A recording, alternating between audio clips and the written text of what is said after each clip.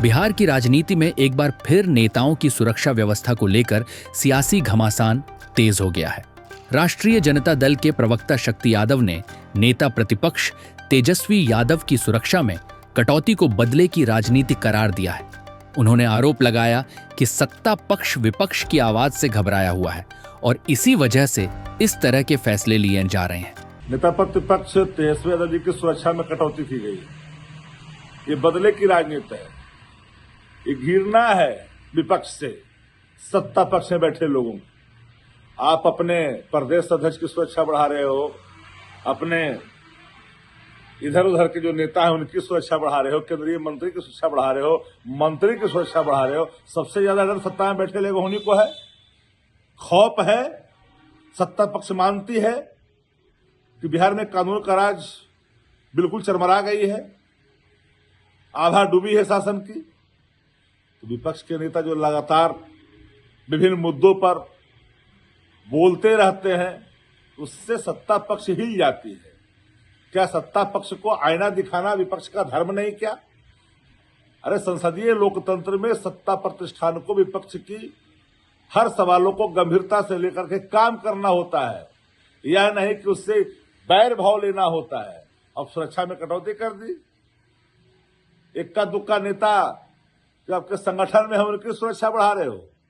अब विपक्ष के लोग को आप इस तरह से नजरिए से देखते हो, भाई ये तो मानो कि बैर है, ये मानो दुश्मन है। अरे विपक्ष है, दुश्मन नहीं है। यही तो लोकतंत्र की खूबसूरती है। सत्ता पक्ष और विपक्ष इस तरह के निम्न स्तर की राजनीति नहीं होनी चाहिए। आरजेडी के इन आरोपों पर जेडीयू ने पलटवार किया है।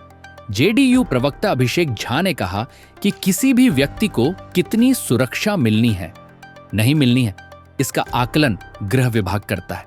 किसी भी व्यक्ति को कितनी सुरक्षा मिलनी है या नहीं मिलनी है, इसका आकलन गृह मंत्रालय करता है। जिस पद पर वो होते हैं उसके हिसाब से भी सुरक्षा प्रदान की जाती है। तेजस्वी यादव जी की सिक्योरिटी में बदलाव हुआ है, इसको लेकर राजद के लोग हाय तौबा मचा रहे हैं। कभी जब राबड़ी जी को आवास खाली करने का नोटिस मिलता है, तब भी अलग अलग तरह के बयान इनकी तरफ से आते हैं। जो भी प्रक्रियाएं हैं वे स्वाभाविक हैं, लेकिन दिक्कत राजद के लोगों की सोच में है। ये इस बात को भूल जाते हैं कि जनता अगर मौका देती है, किसी पद पर बिठाती है, तो सुविधाएं उसी के हिसाब से मिलती है। ये समझने लगते हैं कि जो भी सुविधाएं हैं, जो सरकारी घर है, वो इनकी बपौती है, अब खाली नहीं करेंगे, सुविधाओं का उपभोग करते ही रहेंगे। तो ऐसा नहीं होता है।